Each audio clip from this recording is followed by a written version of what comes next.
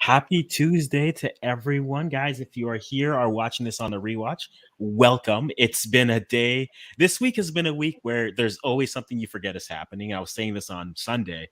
This week you had, Nations League draw, and then you're looking at your calendar and you're thinking, oh, right, Champions League starts this week, right? Okay, that makes sense. And then you're also thinking, right, for Canadians, we have the celebration tour for the ladies, a retirement for Stephanie Labbe on Friday and on Monday. There's a video that I just dropped for that. Be willing to watch that. And then a little birdie told me you might see something for U20. So in my mind, I'm thinking maybe it comes on Wednesday. I have time. It came today. The U20 squad for the April camp has dropped today. And we're going to talk about it. This is a question from the Africans. I've left my name as the Africans because JD appreciates that. He appreciates that continuity. So we do primarily Canadian content as well as looking at some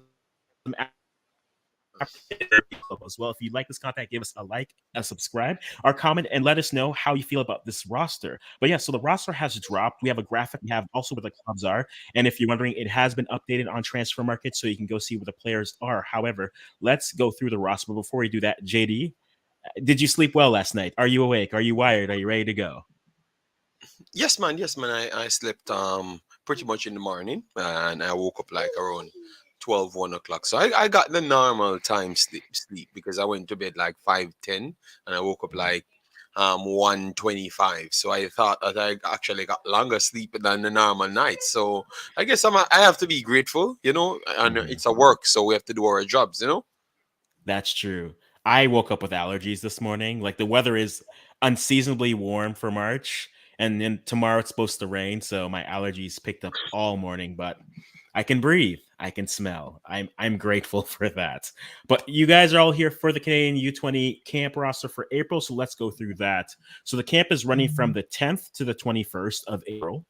Have these players, and I'll go through the players and also give you a few omissions as well. So for goalkeepers, we have Max Anchor, Dino Bontis, Adisa de Rosario, and Owen Goodman.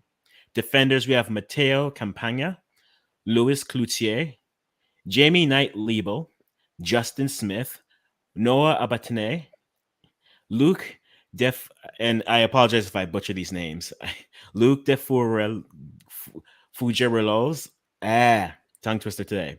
Kwasi Poku, Eric White. In the midfield, Matteo Catavolo, Jesse Costa, Maël Henry, Jay Herdman, familiar name, yes, Gabrielle Pellegrino, Maxwell Piepgrass, and Hugo Tavares. Hugo's name actually dropped earlier before the roster came out, so we'll see going. And then in the forwards, we have Matthew Burnaby, Tiago Coimbra, Cameron Habibullah, Ronan Krat, Sheon Omrani, and Laurel Wright.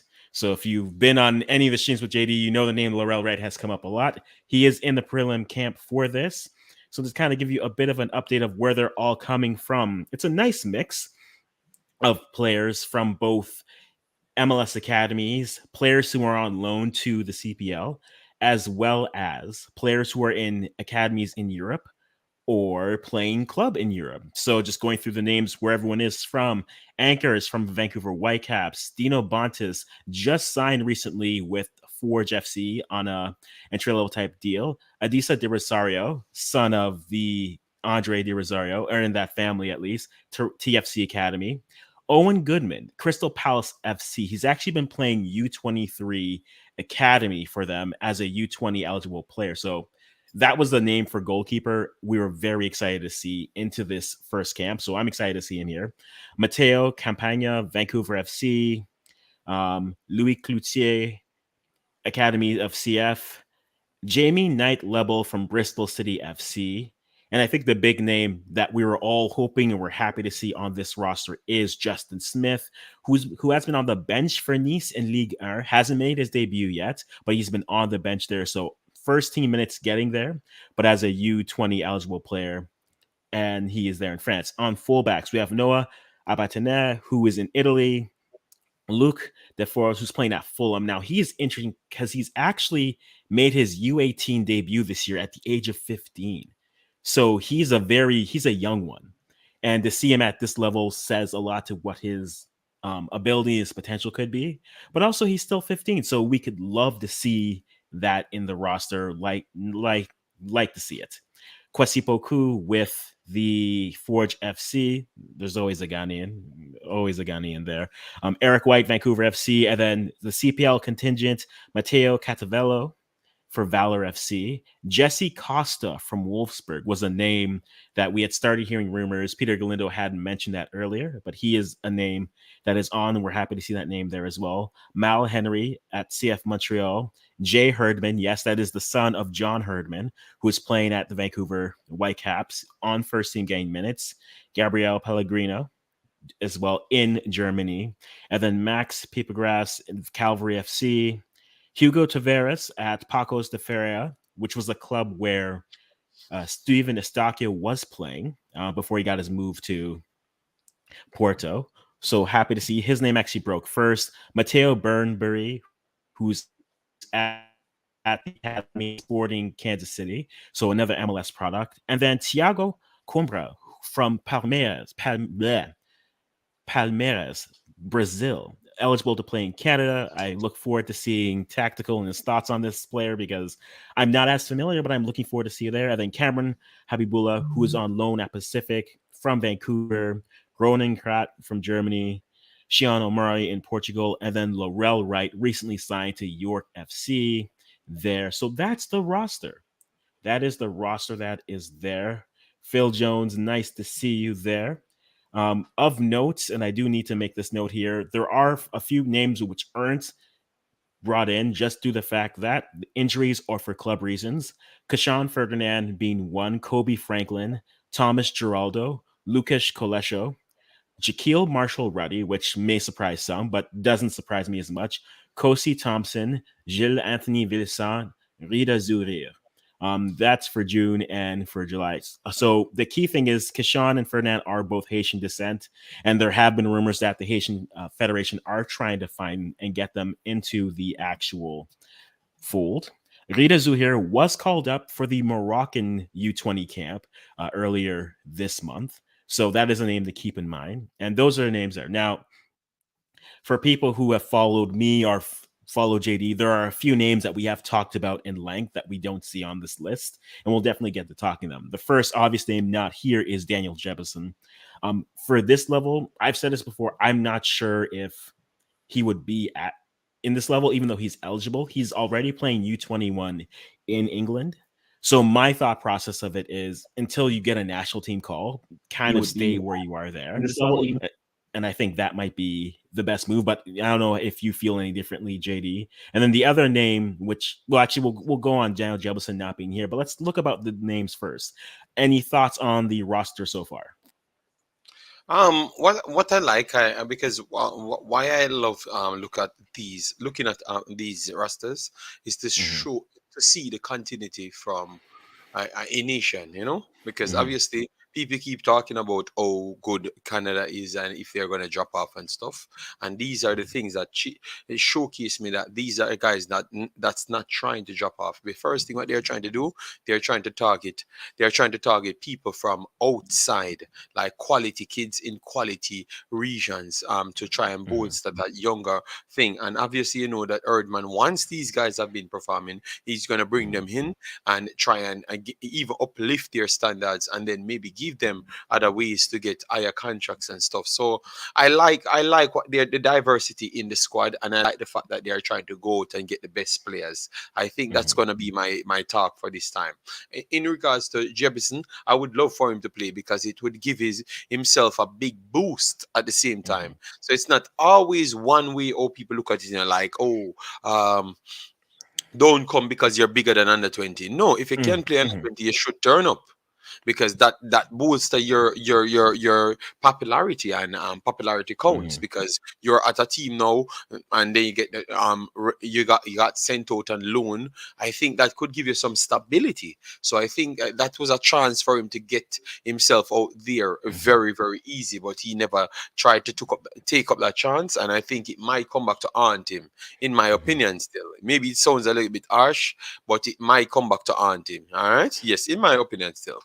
No, and that's a fair point to have. It's a fair opinion to have. I think for me, I think a player like him has played at that level, and we know based off of calls to come in, they have been called for the national team already. Like a name like Marcel Flores was called in. He didn't take the call, but we know Jebison was given that call as well. So we know that they've been looking for them, and there's a tweet that Peter Galindo put out a few whiles ago. So I think for him, the difficulty with getting them into the squad is you also have Nations League at that time. So there were two names which I did mention at the end, which were Jebison and Diaz. And at this rate, I think if you're Canada, as much as having them play youth is good, you may be more thinking from the mindset of let's get them cap tied at Nations League if they accept it there, and then you don't have to worry about it as yet.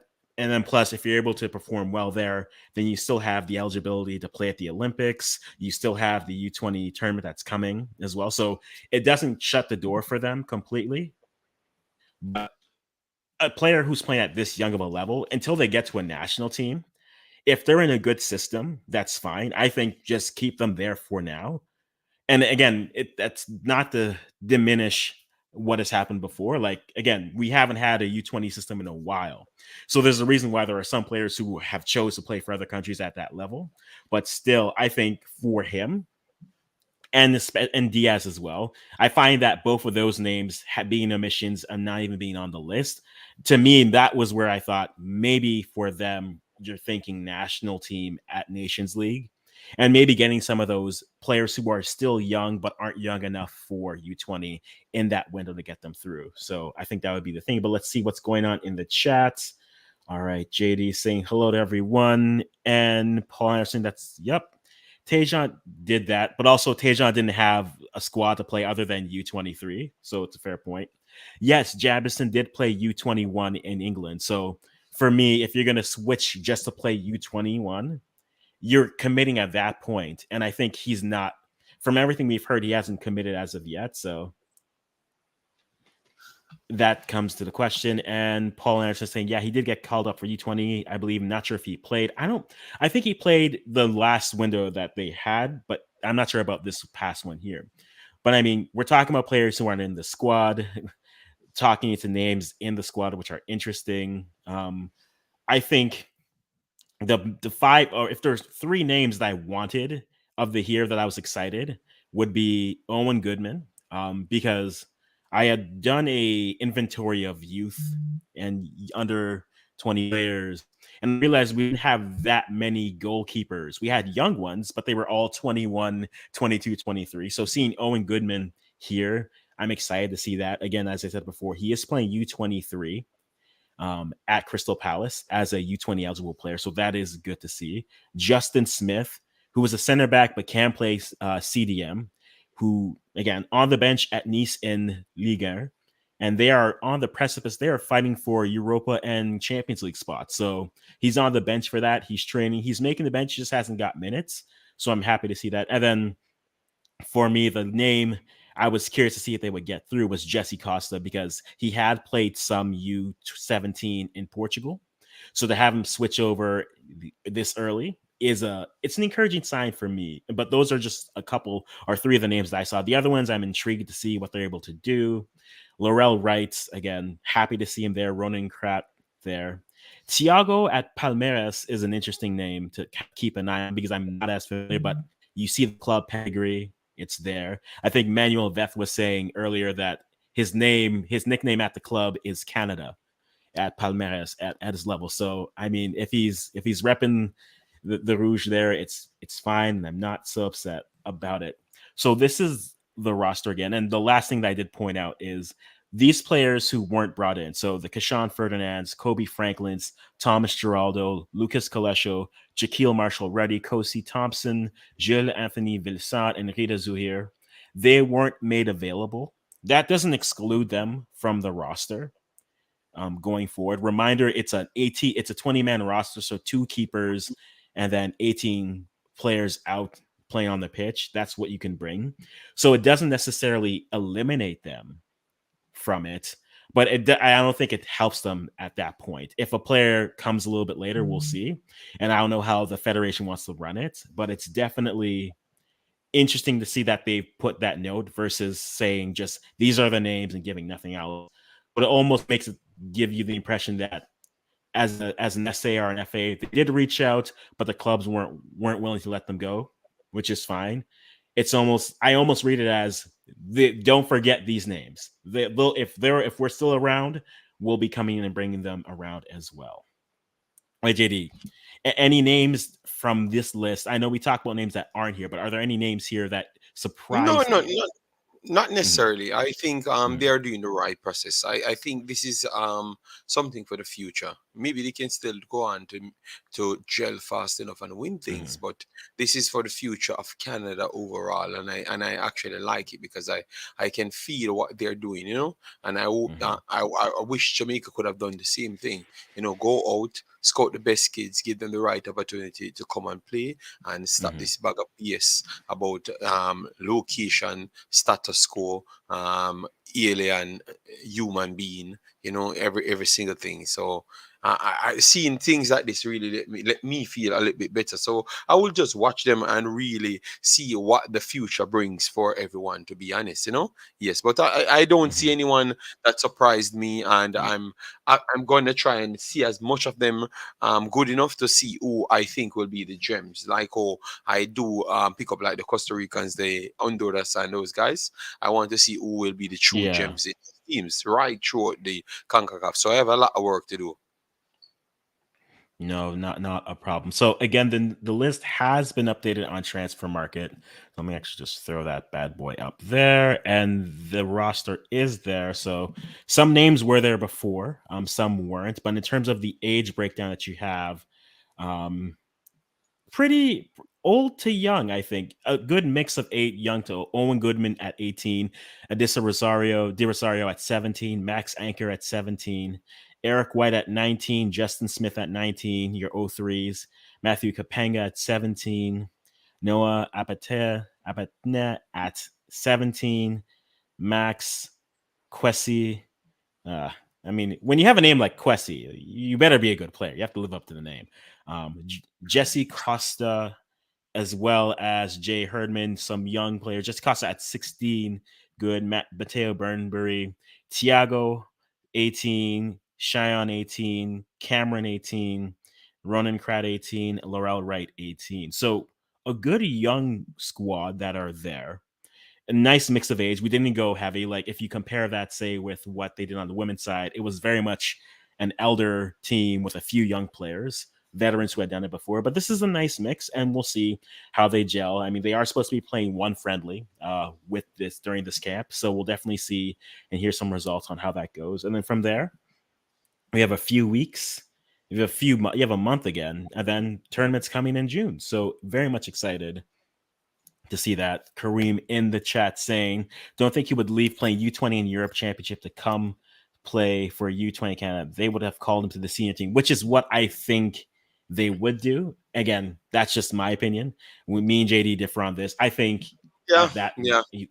yeah, and that's fine. Look, no, but look at it. The reason why, if your future is in Canada, if you Mhm, said your future is in Canada, I think it doesn't matter what you come to do or when you come to do it, you're going to come to try and make a difference. You understand me? Because making a difference, you know, remember, you know, you're not the best striker that Canada has in the major team.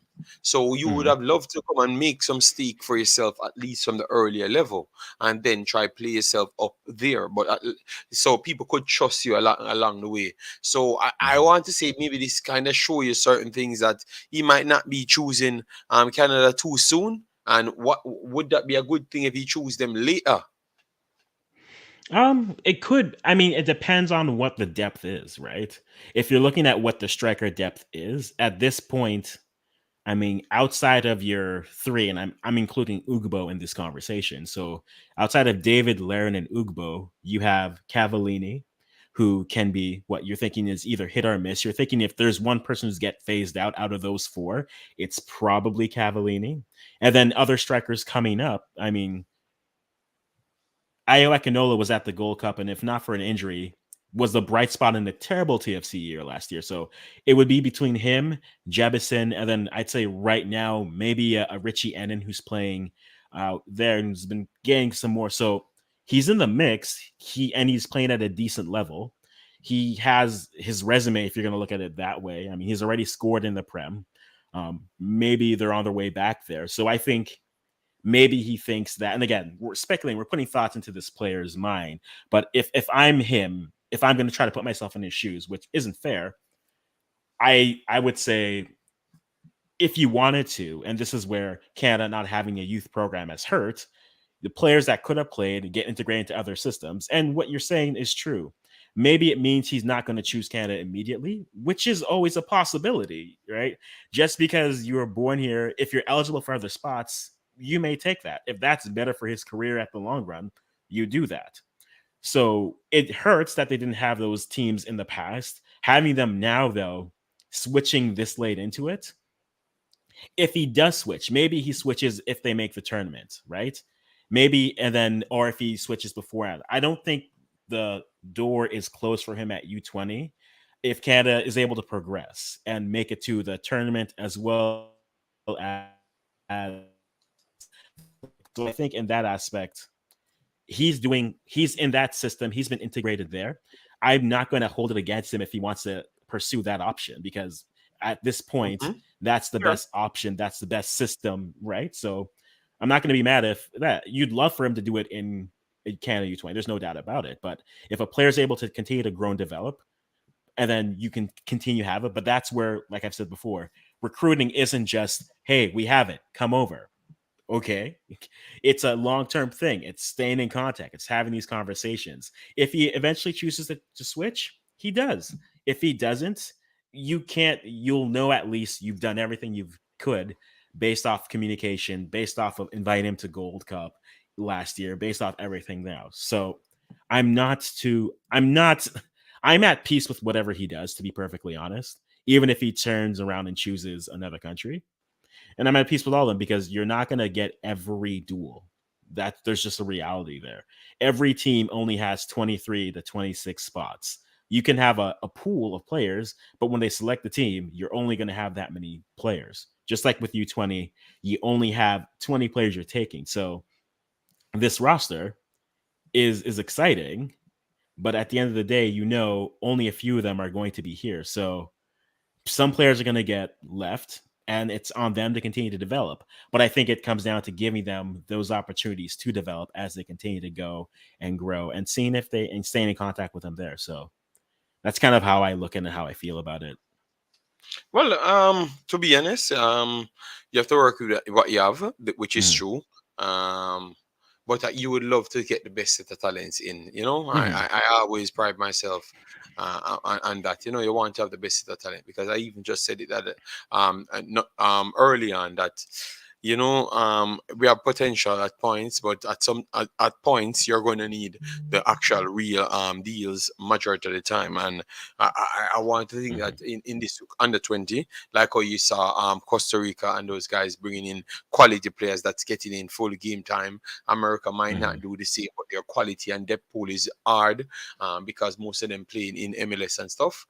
You want to make sure you bring the best possible piece out, in my opinion, still. But that's just me, and I will stick on that. So I like what they put here.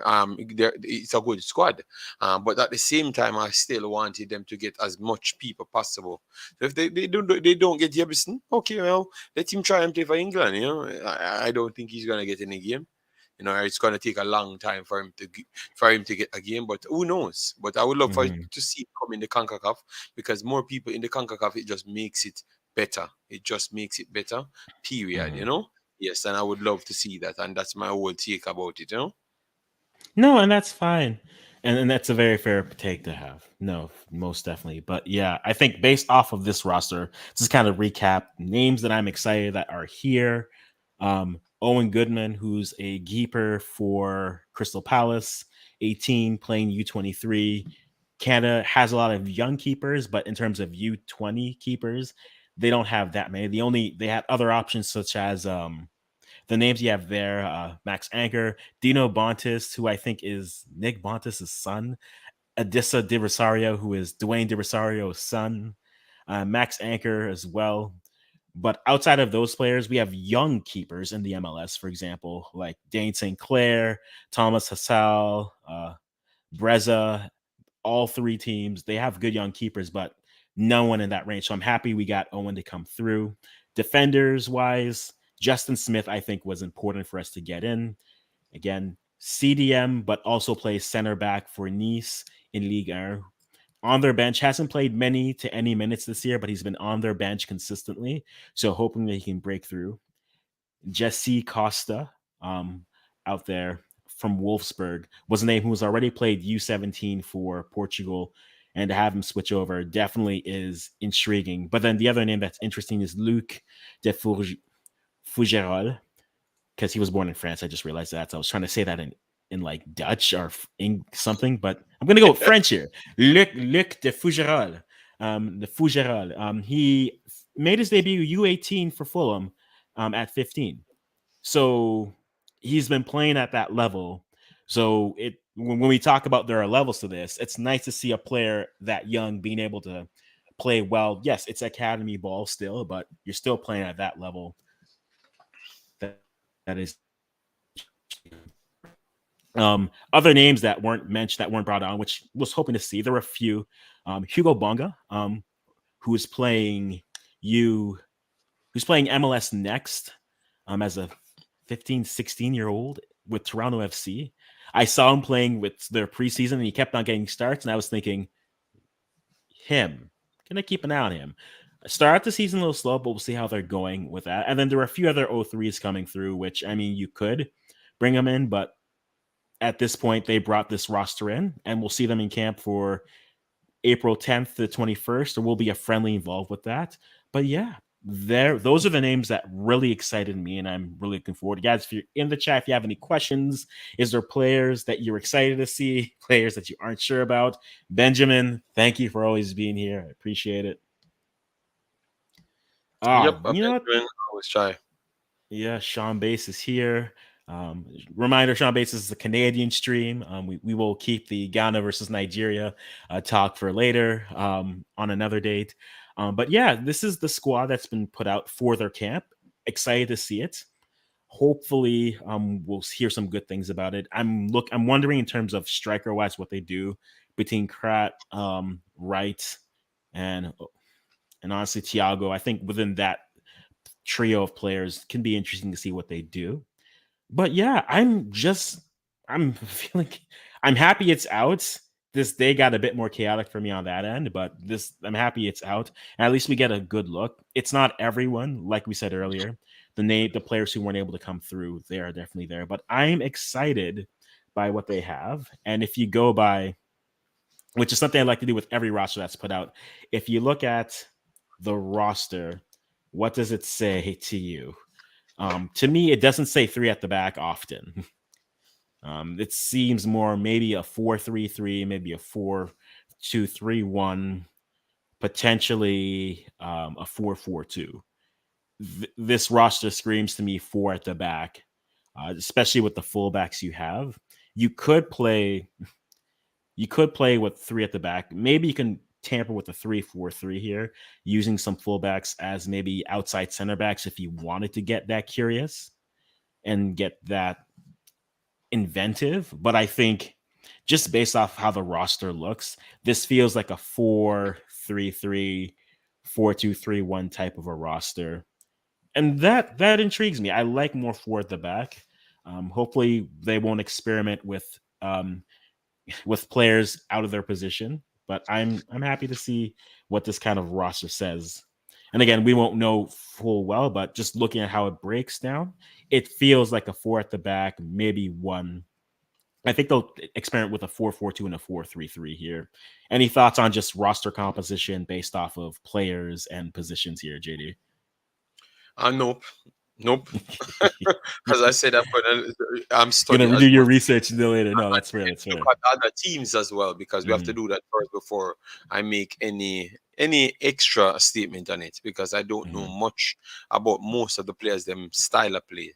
So because I'm not gonna just look at who the players them is, I will try and Mhm. figure out the style of play, then I can make a proper formation for it, But as I said, I know most of them, and I like the way like the way they went and approached them, like is the people that they are looking for. You never saw them just to go for a bunch of academy kids from inside Canada. They tried to go Mhm. for much more people to compete. That's what I truly like. No, agreed. Sean Base does ask, where does the squad rank? I don't honestly, I don't know. Um, in their group itself, because I'm just pulling up the group right now where they are, because Canada is with the US, St. Kitts, and Cuba. I would assume, based off of their rosters and the rosters they've used, I think you might have better pedigree players and players who've done more at their level in the stateside. So I think in their group, which is Group E, it's probably second. If you want to try to have a conversation about if it's as good as the US, I'll have a conversation. I won't necessarily agree with you, but I'll have a conversation. Overall roster wise, within the whole tournament, I'm not sure. You would assume Mexico has a good squad coming in. You've seen some of the young players from Costa Rica, from Panama.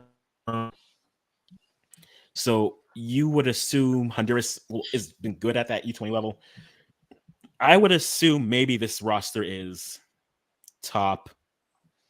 I don't. It's an arbitrary number because I don't know who else is here. This is the prelim roster anyway. This is a camp. So until those final rosters, for all we know, there are 3 players who weren't in camp who get brought in because their club releases them for the tournament, or this is what we're working with. So I think within their group, I think it's definitely, I think it's solidly maybe the second best team in their group, with the U.S. having the better squad, and then Cuba, and then Saint Kitts and Nevis at being the third and fourth, respectfully. That's how I would rate it right now. But I mean, it's so hard. We're basing it off of names and then other names that we don't know what we're doing. And Sean Base just wants to continue. Sean Base, we're talking about Canada, man. Why are we bringing this here? There's no need for this. But yeah, so that's where I would rank them. But again, let's see them on a pitch. Let's see what they're able to do. Guys, if you have any questions about this roster or just U20 overall, are there players in other countries? If you're from another country in CONCACAF, you got a U20 player you want to talk about really quick, we do have some time. Probably just going to run this up for an hour and then be on our way for that. But guys, let us know in the comments. And again, if you like this type of content, feel free to give us a subscribe. Give us a like. Likes are always free. We don't charge, and there's nothing needed for that. So we'll go from there. Chris, hello. Thank you for tagging me in everything. I appreciated it. I was screaming like a baby when this came out because I was like, it's here. Yes, I can talk about things. Chris, what do you think about this roster? Let me know in the chat here. Guys, everyone else who's here, let us know what you think about this roster. If there are names you wish were there, are there names that aren't there? Let us know. Let us discuss. We're going to run this till about an hour, and then that'll kind of wrap it up for us because there is so much to talk about. All right. Chris is a troublemaker. Chris is the one He that started the is. fight yesterday. The big ultimate fight yesterday is Chris started it. Look, but I don't disagree. I don't generally like. I understand what he's saying, and I don't generally disagree with this. Okay. So you're in the fight with Chris. All right, no problem. I'm not gonna say that I'm in the fight, but I'm just saying if a point is made, I will give it. I will say it's a fair point. It's a fair point. Okay. Okay, most important name for Chris, Justin Smith. Also, some players could not make it due to injuries and clubs. Yeah, we covered that as well. But no, I think Justin Smith was like the intriguing name out there. That's there. The wild card, Luke de Fougerolles. Why am I always just never saying it with like proper? This is what happens when you don't speak French in 2 weeks. You're just everything you're thinking is just like words. I don't speak French none at all. So I never said those words. Yeah. Fougerolles. I'm not Because even for me, none of those madness. because it's funny because like in my mind, because I went to a French school, so when I hear French, my mind switches to French. So I start thinking in French, I start reasoning in French, but I haven't done it in a while. So because I haven't done it in so long, I'll see a name and I'll just be like, um, je suis très content. Wait, I'm French. So then you'll play one French song and then you're back in French mode all throughout. So this is literally how my mind works. It's insane, but I love it still. So Luc de Fougerolles, he's a player that then Justin Smith, definitely. I think for him, he may be the high. I think he's the only first team player on this list. Of course, I am always starting wars with my opinions. I am opinionated until proven wrong. No, you're opinionated.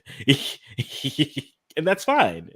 It works in any way, shape, or form. Hugo Tavares. Yeah, Hugo Tavares was the first name dropped, and then everyone was just bullying the admin at Canada Soccer saying, release the schedule, release the squad. And then they released the squad. But no, Cameron Habibullah, who I think he's gonna have a good year. A lot of what you find with even what I like about the CPL, which goes another conversation, is a lot of the MLS squads some will loan out players to the CPL because at least there they can guarantee they'll get time and minutes. So a lot of those surplus players, you'll find them down there and getting time. So everybody's playing at Pacific this year. It will be full to do. And then other players moving up as well. I'm wondering what Laurel Wright is a name here, though, just because for weeks of fighting over him in the chat on your streams there, JD. Laurel Wright, I'm wondering what he's able to do with this squad.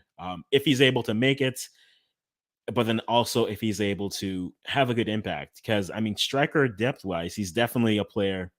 This is an interesting profile, and with York United, he can do a lot. This is true. No, this is very true. Canada releases less information than the FBI. So no, it's true. Canada, I don't know if you know this, JD, but like when Canada releases squads for the World Cup, we're the last team to ever know it.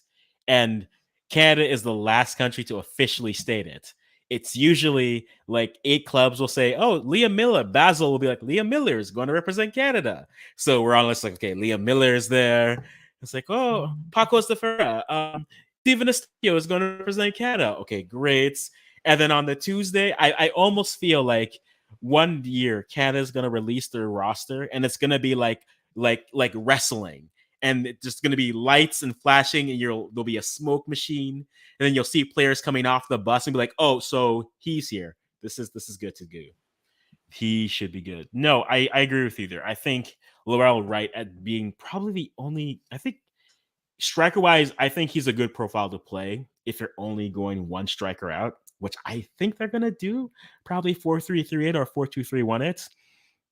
And this is where honestly I would have liked to see a Lucas Diaz as a cam, and kind of I would have loved to see this team with Lucas Diaz just running the show from the attacking mid, linking up with the defensive mids as well, because I think he definitely has the profile to do it.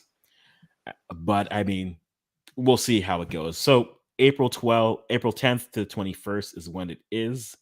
We will be looking forward to it. The roster is updated on Transfer Market, so if you are looking to see some more players where they're at, that is definitely a good place to check out. But again, we'll go through the roster and 13 likes. Okay, guys, that's fine. I am not.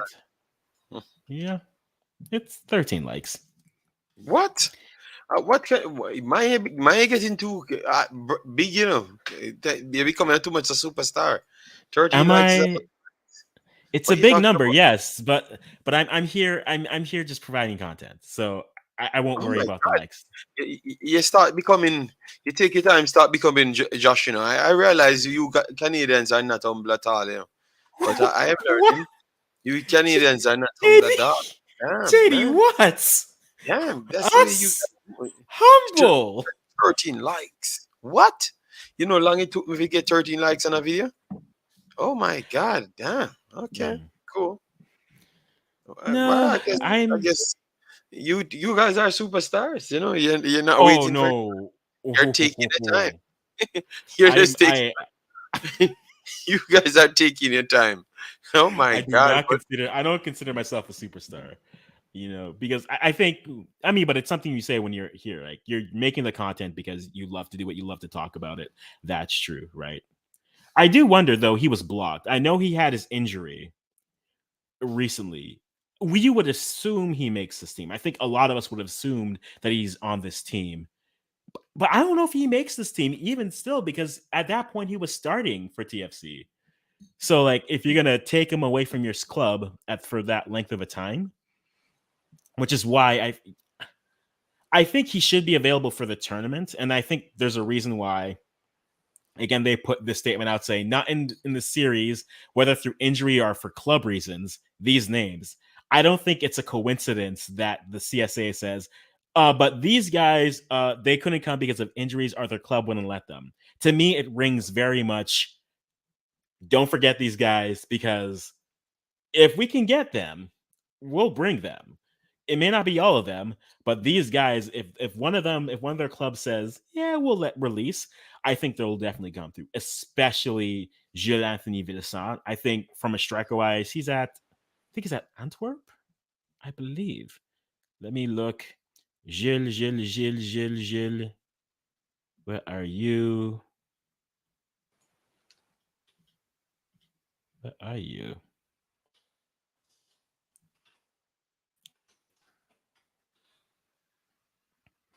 Gilles Anthony Villasant. He was there. Nope. The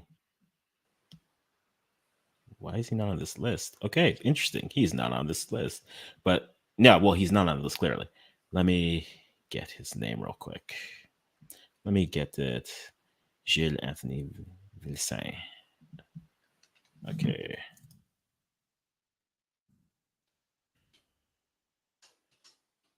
Oh, the weather. Let's see. And Gilles. Gilles.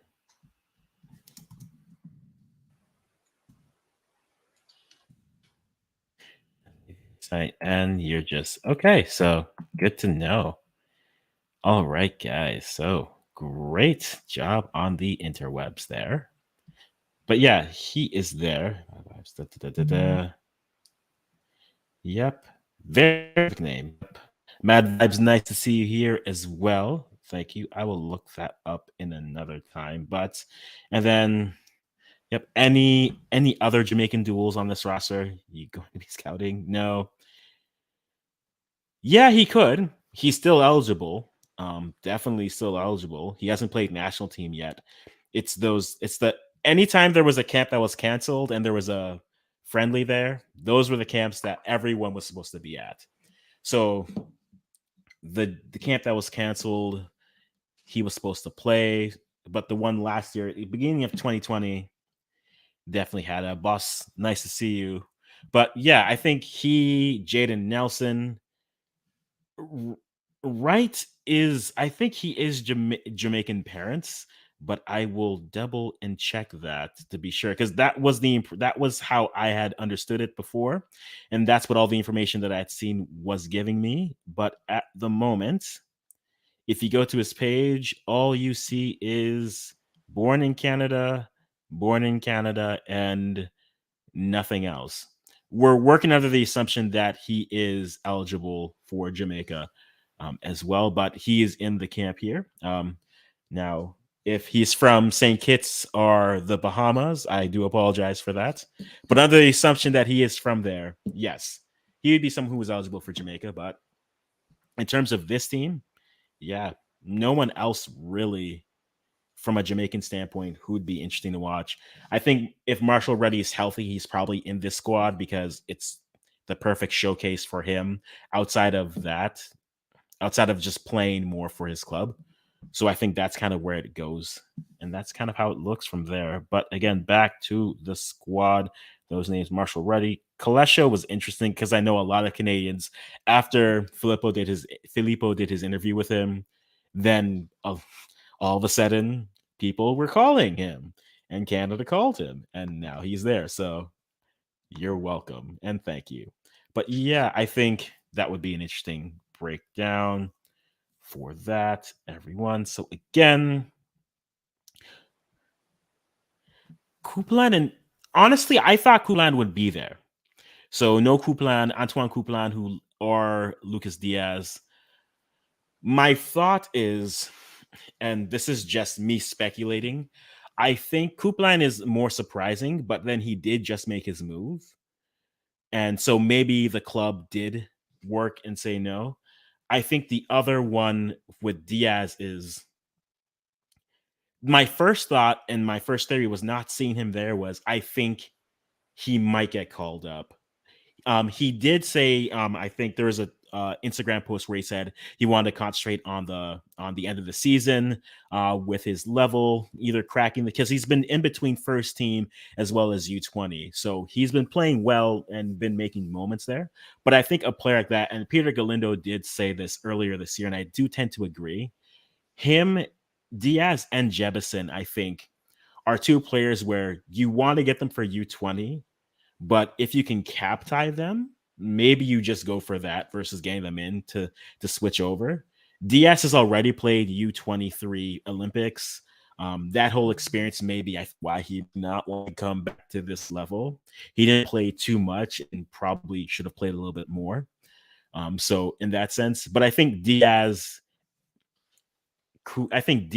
and Jebs are two players. I think if you can get them in for Nations League in June, you do it. You cap them, you bring them into the squad, and they're there. And that would be what you would do. Coupland, I'm actually surprised he wasn't here. And I'm surprised there was nothing else there for them. And that's kind of where it goes through. No, imagine if Damiano and Colin were a year younger. Yeah, and I think if you look at the O2s, like the 2002s that are there, there's a lot of 2002s. Even Mitrovic is in that category. Akello is there as well. There's a lot of O2s, and this is where I think if you're trying to get players into the system, Nations League would be ideal to do it. But because you have the World Cup in in November, you're probably not going to see as many of them come through. But yeah, Colin, who's at PSV, Pichile, who's at Venezia's academy right now, on loan from Vancouver Whitecaps. The O2s, they'll probably do a video of this at some point. There was a lot of players, or just go to Connects Abroad's website. There's a lot of players who are 2002s. If it was this year, the squad would look so much different because the amount of players you'd have access to. But yeah, Canada does have a lot of players here, but now you're getting to the sticky time where you have players who are reaching the level. What becomes now the standard for the national team, right? How quickly do you move a player up versus do you just cap tie and go? Those are the questions now, because before you'd say, yeah, let's get them in. But now there are players, you have players there. The other interesting thing, if you look at their system as a whole, Canada, is they have young contributing players. Their best players may be their youngest players, but the squad itself isn't young, right? They're going to have to replace Milan. You're going to have to replace Borjan at some point.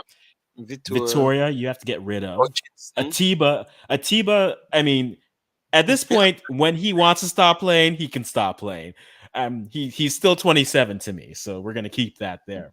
But then you have that, and then even some players like Piet coming back from an injury. And how does he come back? Eyelet is getting older. Hoylett as well, yeah. And then you can have questions about then there are questions about players, right? Do you keep a Cavallini there? Do you keep a K, right? I think if you look at the squad, you have Tejan, David, Davies. If Kone gets better, I think you wouldn't keep Mark Anthony. I would think so as well. I would be on that same line as well. But then is Kone even the best player? Like Kone's an O2, right? So Kone has Mitrovic. Kone has Diaz potentially coming out, right? Mitrovic potentially coming after him as well, right? You still have the Patton brothers, Harry and Ben, who got called up to Gold Cup but weren't able to play because they got the virus and weren't able to play. There's a lot of depth coming there after them.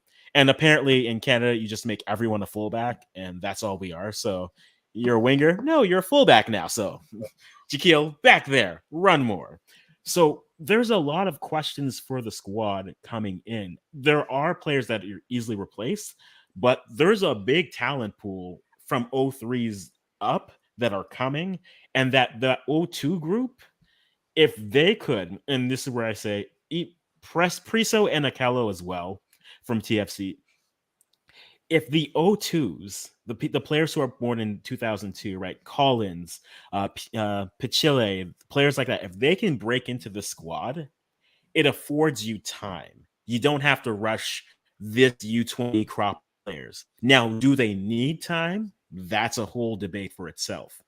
But if you can have some of those players who are still young but aren't young enough, but aren't that too old, if those guys can start to develop, your Richie Ennins, if he can come in and give you a shift for a year maybe or two, right? If you can get them playing, that really does help the program because now you aren't as desperate and reliant on your youth coming up or players you aren't as desperate to try to get duels to switch maybe there. I think you'll definitely still get some. It's an interesting conversation. Nelson was Tejan before Tejan was Tejan. Nelson was supposed to be Tejan and then Tejan came. So yeah, even Jaden Nelson is a player O2. So there's a lot of players that could develop, and it's interesting, it's exciting. But then this is where I take off my Canadian hat and put on my Ghanaian hat and say, there's a lot of potential players coming, yes, but how they develop is another thing. So getting them in the right situations, getting them going, that matters. So I think these players, their next moves, how they develop here, it's going to be vital for their careers as well as their aspirations for Canada moving forward as well. Guys, if you're here, give us a quick like, give us a comment on this roster. How do you like it? What players are going to run this for an hour? So 8 more minutes. So give us your questions real quick, and then we'll wrap it up for today because I know JD's got another stream to build up and get ready for. Make sure, is the link ready for that? Or no? What? What? Okay, okay, okay. I think the Mad Vibes fighting with me is just Mad Vibes doing his normal thing. Yes, yes, yes. We just dropped the link. But it's okay. I have Okay. not set up everything. I'm gonna work on it. I have to put my information in and stuff, so it's Okay. still not 100% ready. Not a Uh, problem. Jade Nelson 2, Tejan 2.0.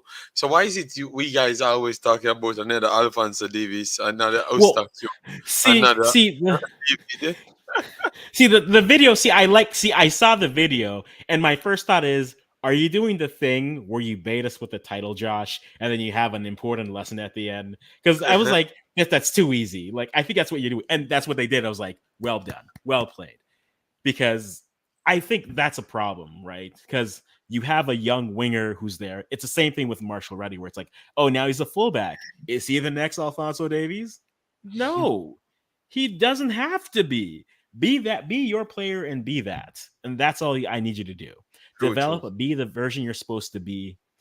Yes, the comparisons are going to come. There's no doubt about that, right? They will always come because you come from that country. Just like if you have pace, they will think, hey, could he be this player?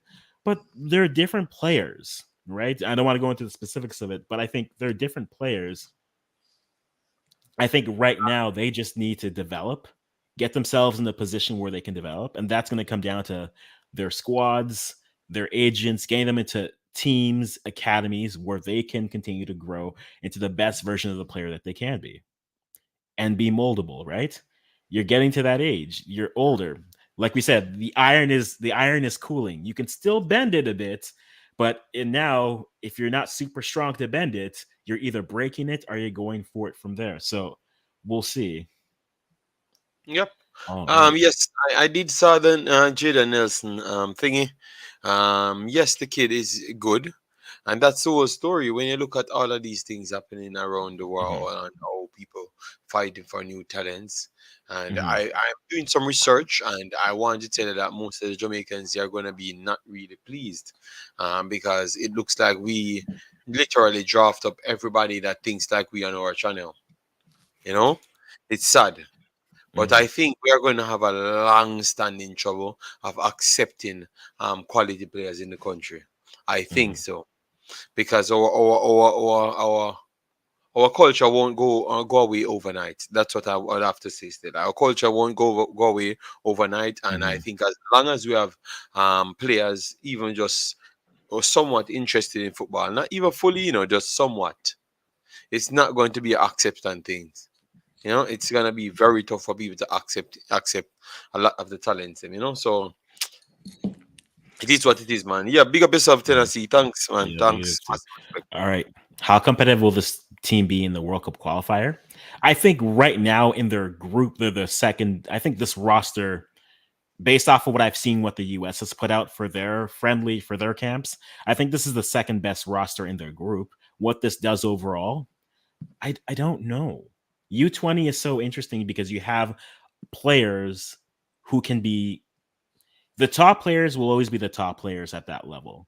And a top player at that level can drag their team all the way to around maybe that they can they can punch above their weight there a bit. So I think this can get them out of the group for sure. And then it comes down to matchups.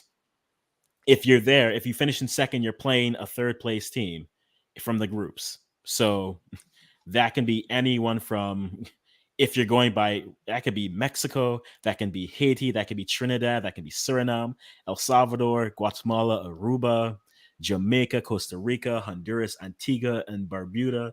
Like, let's see those teams. And again, this is a prelim squad. So let's see this squad when it's finalized. Let's see what it looks like. Let's compare it with, and that's what I'll be there to watch it as well. We've seen U20 players already performing at this level, right? We've seen that with Brandon Aguilera with Costa Rica. And like that's a player that performed in World Cup qualifiers in good spots. So we'll see what's really possible. We'll see what comes here. Tennessee, I see you. No problem. I see you. Okay. Yeah, Jaden played U17 Canada. I mean, that tournament they went 0 for 3 in games, but they made it. And I mean, that's experience that you got. So Tennessee saying big up. And yeah, Yeah, Tejan you was don't. playing. I forgot you don't have to stop at hour. I'm just coming off at hour because I have some things to do. Okay. Because I'm gonna Yeah, that's start. no problem. Okay. Well, I Yeah. will definitely So keep it going. Yeah. yeah, man. So keep doing your thing. I will join it back once I'm done with what I'm doing. All right. So guys, I Yes. might return back if Africans don't finish because Africans will be here. I think I know he's gonna be here, so I might return. All right. So thanks everyone for keeping me here for a while. Yes, Hmm. Africans, pick up yourself. All right. Yes. Big of yourself too. No, yeah, Tejan and Johnson were playing League One at 20. Anything's possible. That's true. Right. And it comes down to the opportunities that they have. And I think that's an interesting conversation with development. I have a lot of theories. And yes. But I think what might be happening having Ghana conversations here. Um, how to expect Ghana to go in the World Cup? Well, um, in news that might anger some people, but the U20 World Cup, I think I this squad this is the camp, right? And this is where I'll say I think their wording is interesting, Tennessee. And we'll talk about Ghana at this level a little bit later, but the interesting thing is them saying these names weren't included. I think that's intentional. I think the CSA pointed that out there. It's intentionally them saying, "Hey guys, don't forget about these." So I think no, yo, 10, I know. Okay. I just decided to go through it with a straight and make you be like, why is he overreacting? I know. Okay. I know. No, but I've said this also, but I think this squad, because they've mentioned the names, Kashawn Franklin, Gilles Anthony Vilsain, who are Canadian, have Haitian parents, so Haiti could be in play with them. Rita Zuhir was called up to Morocco's U20 camp later this month. So those three, the Quebec connection, we'll call them that. Yes, exactly, Chris. Right? That's how I read this. I read this as yes, this is a squad, but also this just feels like they're saying this is the emergency call up. It feels like that. Yo, Dr. Hero, nice to see you. Good. Hoping you're doing well. Everybody in chat, hoping you're all doing well. But yeah, I think Canada's saying this. It just feels like they're saying, but this is the roster, but we'll call them if we have to. We'll call them if we have to. So Kashan, Kobe, Thomas Giraldo, Lucas Kalesho, Jaquil Marshall-Ruddy, injured, Kosi Thompson, Reda Zuhir, Gilles Anthony Vilsain. I think those it just reads to me like the CSA saying, I know you're there. I know we have our roster and like guys get excited for these names, but if these guys are available some way, we'll call them. That's what it feels like. Definitely feels like that. Guys, we're at an hour. I said I was going to jump off in a minute, but let me know how you guys are feeling. If you have any more questions on this roster, if you're names that you're excited to see, names that you're not excited to see. In terms of how well Ghana will do, Ghana has to qualify again because there was no U20 in U22 a couple years ago. So a new generation has to come in and qualify, and we'll see what happens. His level? No, that's not. Johnson. So Ulster. In terms of Europe, that's not a bad. Feyenoord isn't a bad squad. Because he's at CF Montreal, the Bologna. That's gonna. We'll see that move happen first, I think. But no, I think Johnson is interesting because I think it depends if they see him more as a center back or as a right back, or maybe a bit of a tweener, right? If he's not, if I could see a club seeing him and thinking he's a right back, but a more stay-at-home right back, even though we've seen him advance and give some more. So I'd be curious. It depends on what the club would see him. A club in Europe would see him as. He's played primarily center backs, but at the beginning he did play right back. So I could see a club look at him and saying, "Nah, he could be a solid right back. Let's put it out." And maybe they regret that. But no, Feyenoord is definitely a good. That's not a bad shout for a club for him to go to. I wouldn't hate that. Guys, send in your questions. Send in how you feel. Tell me what you like in this roster. And tell me how we are feeling today. So U20 roster is out. Again, I'll recap again and just kind of go through the names if you haven't heard them already. And I apologize as I go full straight. I'm going to remind myself that I can speak French because with Luc de Fougerolles, I try to say it English and then I start thinking French. So goalkeepers, Max Anchor, Dino Bontis. Yes, that's Nick Bontis' son. Adisa de Rosario, familiar name. And Owen Goodman. Defenders, Matteo Campagna, Loïc Cloutier, Jamie Knight-Lebel, Justin Smith, Noah Abatneh, Luc de Fougerolles, Kwasi, Poku, Eric White. Midfield, Matteo Catavolo, Jesse Costa, Maël Henry, Jay Herdman, familiar name, I know. Gabrielle Pellegrino, Maxwell Piepgrass, Hugo Tavares. Forwards, Matteo Bunbury, Tiago, Coimbra. I apologize if you're rewatching this and you're like, he can't say names. I can't choose what language I want to speak right now. I'm sorry. Cameron Habibullah, Ronan Krat, Shayon Omrani, and Laurel Wright. The Luke name is interesting. He was playing U. So to go over where they are currently. So Max's Whitecap Academy. Bontis just signed with Forge. I saw the tweet this morning. He signed a contract with Forge. The Rosario TFC Academy. Owen Goodman, Crystal Palace. He's 18. He is playing U23 level. If you aren't aware, again, Connects Abroad has a lot of these guys playing and where they are, so definitely keep an eye for that. Matteo Campagna, Whitecaps, Louis Cloutier, CF Montreal, Jamie Knight-Lebel, Bristol City, Justin Smith. I think that's a name that a lot of us were happy to see here. On the bench for Nice, who are trying to battle for that Champions League. And he hasn't played many minutes, but he's been making the bench for the first team pretty consistently this year. Now, get to the fullbacks. Noah Abatneh, Luc de Fougerolles, playing U18 at 16, debuted at 15 early last year. So he is definitely a one to keep an eye out. Kwasi Poku, you saw him for Concacaf. He was playing for Concacaf Champions League at the beginning. Hey, that's true. I am not mad about that. If Pacos becomes Canada FC, I'm not mad about it. If it becomes Pacos de Rouge, I'm not mad.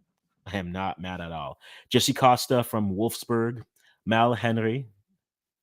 I skipped Eric White from Vancouver Whitecaps Academy, Matt Catavolo, Valor. So some CPL representation. Jesse Costa, Wolfsburg, Mal Henry, Académie de Montréal CF, Jay Herdman. I mean, Jay Herdman is Jay Herdman. Gabrielle Pellegrino from Freiburg, Maxwell Piepgrass Calvary, Hugo Tavares there, and then Matteo Bunbury Sporting, Kansas City, Tiago Coimbra. I didn't say that name right. Someone who can speak it, put it in the chat or say Palmeiras. So yeah, Brazil. Cameron Habibullah, Whitecaps, but at Pacific this year. Ronan Krat there at Ulm. Sean Onmari at Victoria, Portugal, and then Laurel Wright, York United. That is the squad, guys, and that is some fun times as well. So, love it. Excited? The camp runs from April 10th to the 21st, so they're going to be here. There is a friendly that's been set, one or two. I forget what the number is, but yeah, that's pretty exciting to see for U20. So definitely will know that as it comes. But man, yeah, I think we may, unless there's, yeah, definitely. There are some other names. One day I'm going to do a whole video because I've actually charted everyone in a spreadsheet by birth year. So I'll just throw that up one time. We'll do a live one time and we'll do that. But yeah, that's this week. As a birdie told me that there might be, and I think Galinda was tweeting it too, that the roster might drop this week. And I was just like, there's so many random things that are happening. Champions League is happening right now. Benfica's playing right now, right? So Nations League draw was yesterday. Champions League today. U20 roster dropped for the camp today. I just need Nigeria to drop their squad for. If Nigeria could drop their squad for the Super Falcons, who are the women's team for the Canadian Celebration Tour, I need to see it so that we can talk about it before Friday. So if there's a Nigerian here in the FA who's watching me, I beg, okay, I beg, please, just release the squad so we know. We need to know. Yeah. So that is out there. So Celebration Tour is happening on Friday and Monday. I think the games are still only on One Soccer, but if something else does come from it, we will definitely be looking to update that. I'm gonna adjust this for the last little bit. Keep this here. But yeah, good players that are there. Guys, let me know who excites you. Is there a name you wish you would have seen? I know the big Jefferson not being there doesn't surprise me. I think for me, Diaz, this could have been interesting, but Peter Galindo tweeted this a while back, and I do tend to agree. I think with those types of names, if you can cap tie them for Nations League, I think that's the play you go for, and you go from there. But we'll see what they're able to do. Nothing is guaranteed. You can't assume that's the plan, but we'll see if they're able to do it. So we will definitely keep an eye on that. But guys, thank you so much for spending a little time for us today. Truly appreciate it. We do appreciate all the love you've shown. 18 likes so far. And you know what? Gonna keep on making content. It's encouraging. I love to see it, guys. If you like this content, again, give us a subscribe. Leave a comment down below after the video has been published. But guys, thank you so much for spending this hour with us. Wasn't going to stay here too long, but appreciate the love. Appreciate the interactions, guys. And we will check back with you at some point this week, because there's lots of content to cover, whether from Canadian national team standpoint or African or European clubs. But Champions League is happening this week. So if you aren't doing anything, watch that. And for Canadian fans, don't forget the Celebration Tour celebrating retirement of Steph Lebe, as well as looking at some players coming through is there. I did actually do a preview video before the roster was dropping. It was scheduled to come at 2. I wasn't going to go live, but I did go live today. So give that video a watch if you want to, just previewing. Full note and full disclosure, I recorded it on Sunday. This is before the Aaron McLeod injury, so disregard everything I said about Aaron McLeod. But yeah, it'll be an interesting squad to see what they're able to do, but celebrating the gold medal that they got last year. But guys, thank you for stopping by. I truly appreciate you all being here. This is a question from the African Sane. Until next time, bye-bye for now.